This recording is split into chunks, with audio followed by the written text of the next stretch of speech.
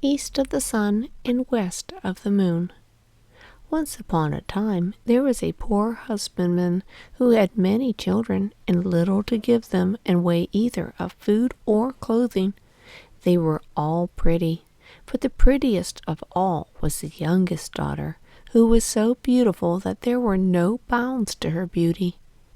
So once, it was late on a Thursday evening in autumn, and wild weather outside, terribly dark, and raining so heavily and blowing so hard that the walls of the cottage shook again. They were all sitting together by the fireside, each of them busy with something or other, when suddenly someone rapped 3 times against the window pane. The man went out to see what could be the matter, and when he got out, he saw a great big white bear. "Good evening to you," said the white bear. "Good evening," said the man. "Will you give me your youngest daughter?" said the white bear. "If you will, you shall be as rich as you are now poor." Truly, the man would have had no objections to being rich, but he thought to himself, "I must first ask my daughter about this." So he went in and told them that there was a great white bear outside who had faithfully promised to make them all rich, if he might but have the youngest daughter. She said no, and would not hear of it. So the man went outside again and settled with the bear that he could come again next Thursday evening and get her answer. Then the man persuaded her and talked so much to her about the wealth they would have, and what a good thing it would be for herself, that at last she made up her mind to go, and washed and mended all her rags, made herself as smart as she could, and held herself in readiness to set out. Little enough had she to take away with her. Next Thursday evening the white bear came to fetch her. She seated herself on his back with her bundle, and thus they departed. When they had gone a great part of the way, the white bear said, "Are you afraid?" "No, I am not," she said. "Keep tight hold of my fur, and then there is no danger," said he. And thus she rode far, far away until they came to a great mountain. Then the white bear knocked on it, and a door opened, and they went into a castle, where they saw many brilliantly lighted rooms, which shone with gold and silver. Likewise a large hall, in which there was a well-spread table, and it was so magnificent that it would be hard to make anyone understand how splendid it was. The white bear gave her a silver bell, and told her that when she needed anything she had but to ring this bell, and what she wanted would appear. So after she had eaten, and night was drawing near, she grew sleepy after her journey, and thought she would like to go to bed. She rang the bell, and scarcely had she touched it before she found herself in a chamber where a bed stood ready made for her, which was as pretty as anyone could wish to sleep in. It had pillows of silk and curtains of silk fringed with gold, and everything that was in the room was of gold or silver. But when she had lain down and put out the light, a man came and lay down beside her, and behold, it was the white bear, who had cast off the form of a beast during the night. She never saw him, however, for he always came after she had put out her light, and went away before daylight appeared. So all went well and happily for a time. But then she began to be very sad and sorrowful, for all day long she had to go about alone, and she did so wish to go home to her father and mother and brothers and sisters. Then the white bear asked what it was that she wanted, and she told him that it was so dull there in the mountain, and she had to go about all alone, and that in her parents' house at home there were all her brothers and sisters, and it was because she could not go to them that she was sorrowful. "There might be a cure for that," said the white bear. If you would but promise me never to talk with your mother alone, but only when others are there too, for she will take hold of your hand, he said, and will want to lead you into a room to talk with you alone. But that you must by no means do, or you will bring great misery on both of us. So one Sunday the white bear came and said that they could now set out to see her father and mother, and they journeyed thither, she sitting on his back, and they went a long, long way, and it took a long, long time. But at last they came to a large white farmhouse, and her brothers and sisters were running about outside playing, and it was so pretty that it was a pleasure to look at it. Your parents dwell here now, said the white bear, but do not forget what I said to you, or you will do much harm both to yourself and me. No, indeed, said she, I shall never forget. And as soon as she was at home, the white bear turned around and went back again. There were such rejoicings when she went into her parents that it seemed as if they would never come to an end. Everyone felt that they could never be sufficiently grateful for all that she had done for them. Now they had everything they wanted, and everything was as good as it could be. They all asked her how she was getting on where she was. All was well with her, too, she said. She had everything that she could want. What other answers she gave I cannot say, but I'm pretty sure that they did not learn much from her. But in the afternoon, after they dined at midday, all happened just as the white bear had said. Her mother wanted to talk to her alone in her own chamber. But she remembered what the white bear had said, and would on no account go. What we have to say can be said at any time, she answered. But somehow or other her mother at last persuaded her, and she was forced to tell the whole story. So she told how every night a man came and lay down beside her when the lights were all put out, and how she never saw him because he always went away before it grew light in the morning, and how she continually went about in sadness, thinking how happy she would be if she could but see him, and how all day long she had to go about alone, and it was so dull and solitary. Oh, cried the mother in horror, you are very likely sleeping with a troll, but I will teach you a way to see him. You shall have a bit of one of my candles, which you can take away with you hidden in your dress.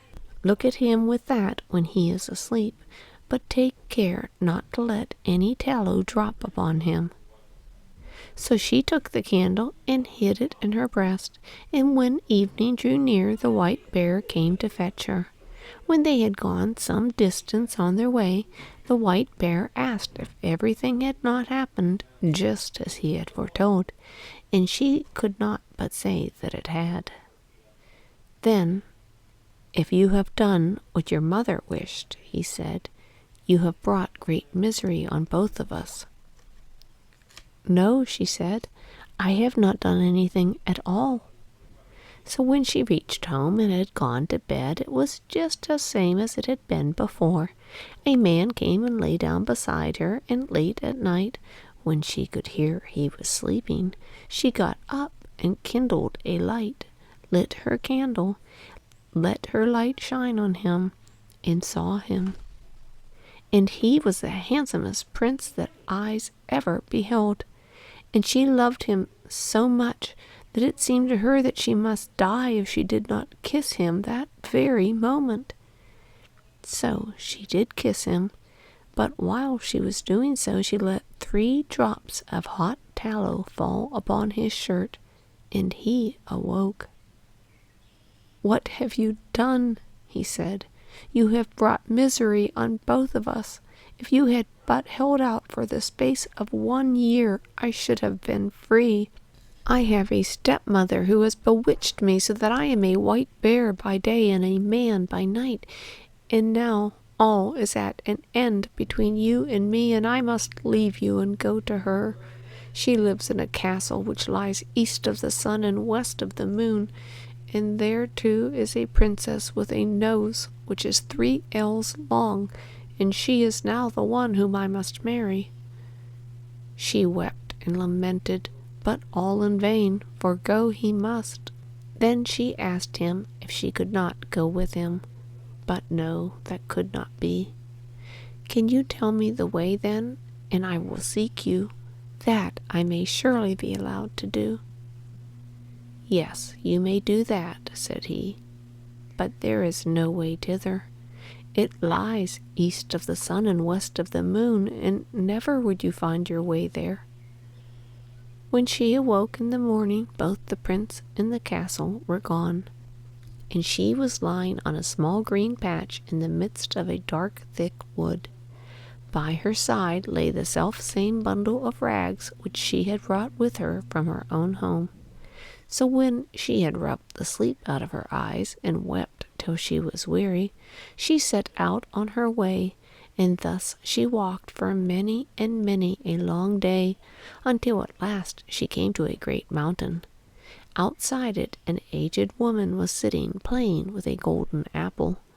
The girl asked if she knew the way to the prince who lived with his stepmother in the castle which lay east of the sun and west of the moon, and who was to marry a princess with a nose which was 3 ells long. "How do you happen to know about him?" inquired the old woman. "Maybe you are she who ought to have had him?"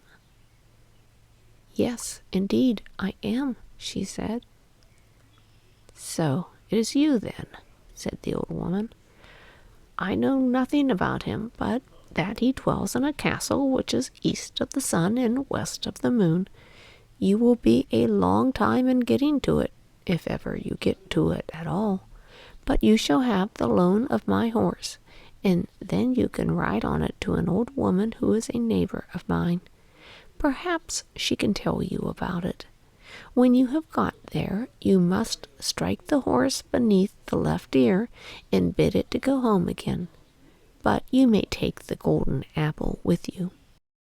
So the girl seated herself on the horse and rode for a long, long way, and at last she came to the mountain, where an aged woman was sitting outside with a gold garden comb.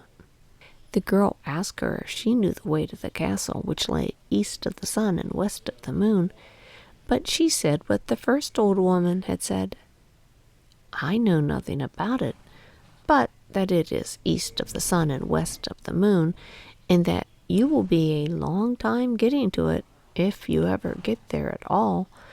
But you shall have the loan of my horse to an old woman who lives the nearest to me. Perhaps she may know where the castle is. And when you have got to her, you just strike the horse beneath the left ear and bid it to go home again." Then she gave her the gold garden comb, for it too might be of use to her, she said. So the girl seated herself on the horse and rode a wearisome long way onward, and after a very long time she came to a great mountain, where an aged woman was sitting spinning at a golden spinning wheel. Of this woman too she inquired if she knew the way to the prince, and where to find the castle which lay east of the sun and west of the moon. But it was only the same thing again. "Maybe it was you who should have had the prince," said the old woman. "Yes, indeed, I should have been the one," said the girl. But this old crone knew the way no better than the others. It was east of the sun and west of the moon, she knew that, and you will be a long time getting to it, if you get to it at all, she said. But you may have the loan of my horse, and I think you'd better ride to the east wind and ask him. Perhaps he may know where the castle is, and will blow you thither. But when you have got to him, you must strike the horse beneath the left ear, and he will come home again." And then she gave her the golden spinning wheel, saying, "Perhaps you may find that you have a use for it." The girl had to ride for a great many days, and for a long and wearisome time, before she got there, but at last she did arrive. And then she asked the east wind if he could tell her the way to the prince who dwelt east of the sun and west of the moon. "Well," said the east wind, "I have heard tell of the prince and of his castle, but I do not know the way to it, for I have never blown so far. But if you like, I will go with you to my brother, the west wind. He may know that, for he is much stronger than I am. You may sit on my back, and I will carry you there." So she seated herself on his back, and they did go swiftly. When they got there, the east wind went in and said that the girl whom he had brought was the one who ought to have had the prince up at the castle, which lay east of the sun and west of the moon, and that now she was traveling about to find him again. So he had come there with her, and would like to hear if the west wind knew whereabouts the castle was. "No," said the west wind, "so far as that I have never blown, but if you like, I will go with you to the south wind, for he is much stronger than either of us, and he has roamed far and wide, and perhaps he can tell you what you want to know. You may seat yourself on my back, and I will carry you to him." So she did this, and journeyed to the south wind. Neither was she very long on the way. When they got there, the west wind asked him if he could tell the way to the castle that lay east of the sun and west of the moon, for she was the girl who ought to have married the prince who lived there. "Oh, indeed," said the south wind. "Is that she? Well, I have wandered about a great deal in my time, and in all kinds of places, but I have never blown so far as that. If you like, however, I will go with you to my brother, the north wind. He is the strongest and oldest of us all, and if he does not know where it is, no one in the world will be able to tell you. You may sit upon my back, and I will carry you there." So she seated herself on his back, and off he went from his house in great haste, and they were not long on the way. When they came near the north wind's dwelling, he was so wild and frantic that they felt cold gusts a long way before they got there. "What do you want?" he roared out from afar, and they froze as they heard. Said the south wind, "It is I, and this is she who should have had the prince who lives in the castle which lies east of the sun and west of the moon, and now she wishes to ask you if you have ever been there and can tell her the way, for she would gladly find him again." "Yes," said the north wind, "I know where it is. I once blew an aspen leaf there, but I was so tired that for many days afterwards I was not able to blow at all. However, if you are really anxious to go there, and are not afraid to go with me, I will take you on my back and try if I can to blow you there." "Get there I must," said she, "and if there is any way of going, I will, and I have no fear, no matter how fast you go." "Very well, then," said the north wind, "but you must sleep here tonight, for if we are ever to get there, we must have the whole day before us." The north wind woke her betimes the next morning, and puffed himself up, and made himself so big and so strong that it was frightful to see him, and away they went, high up through the air, as if they would not stop until they reached the very end of the world. Down below there was such a storm, it blew down woods and houses, and when they were above the sea, the ships were wrecked by hundreds. And thus they tore on, and a long time went by, and then yet more time passed, and still they were above the sea, and the north wind grew tired and more tired, and at last so utterly weary that he was scarcely able to blow any longer, and he sank and sank lower and lower until at last he went so low that the waves dashed against the heels of the poor girl he was carrying. "Art thou afraid?" said the North Wind. "I have no fear," she said, and this was true. But they were not very, very far from land, and there was just enough strength in the North Wind to enable him to throw her onto the shore, immediately under the windows of a castle which lay east of the sun and west of the moon. But then he was so weary and worn out that he was forced to rest for several days before he could go home again. Next morning she sat down beneath the walls of the castle to play with the golden apple, and the first person she saw was the maiden with the long nose who was to have the prince. "How much do you want for that gold apple of yours, girl?" she said, opening the window. "It can't be bought either for gold or money," answered the girl. "If it cannot be bought for gold or money, what will buy it? You may say what you please," said the princess. "Well, if I may go to the prince who is here and be with him tonight, you shall have it," said the girl who had come with the North Wind. "You may do that," said the princess, for she had made up her mind what she would do. So the princess got the golden apple, but when the girl went up to the prince's apartment that night, he was asleep, for the princess had so contrived it. The poor girl called to him and shook him, and between whiles she wept, but she could not wake him.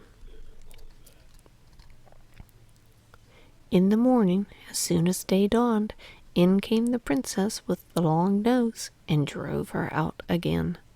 In the daytime she sat down once more beneath the windows of the castle and began to card with her golden carding comb, and then all happened as it had happened before. The princess asked what she wanted for it, and she replied it was not for sale, either for gold or money, but that if she could get leave to go to the prince and be with him during the night, she should have it. But when she went up to the prince's room, he was again asleep, and let her call or shake or weep as she would, he slept on, and she could not put any life in him. When daylight came in the morning, the princess with the long nose came too, and once more drove her away. When day had quite come, the girl seated herself under the castle windows to spin with her golden spinning wheel, and the princess with the long nose wanted to have that also. So she opened the window and asked what she would take for it. The girl said what she said on each of the former occasions, that it was not for sale either for gold or money, but if she could get leave to go to the prince who lived there and be with him during the night, she should have it. "Yes," said the princess, "I will gladly consent to that." But in that place there were some Christian folk who had been carried off, and they had been sitting in the chamber which was next to that of the prince, and had heard how a woman had been in there who wept and called for him 2 nights in a row, and they told the prince of this. So that evening, when the princess came once more with her sleeping drink, he pretended to drink, but threw it away behind him, for he suspected it was a sleeping drink. So when the girl went to the prince's room this time, he was awake, and she had to tell him how she had come there. "You have come just in time," said the prince, "for I should have been married tomorrow. But I will not have the long-nosed princess. You alone can save me. I will say that I want to see what my bride can do, and bid her wash the shirt which has the 3 drops of tallow on it. This she will consent to do, for she does not know that it is you who let them fall on it, but no one can wash them out but one born of Christian folk. It cannot be done by one of a pack of trolls. And then I will say that no one shall ever be my bride but the woman who can do this, and I know that you can." There was great joy and gladness between them all the night, but the next day, when the wedding was to take place, the prince said, "I must see what my bride can do." "That you may do," said the stepmother. "I have a fine shirt which I want to wear as my wedding shirt, but 3 drops of tallow have got upon it, which I want to have washed off, and I have vowed to marry no one but the woman who is able to do it.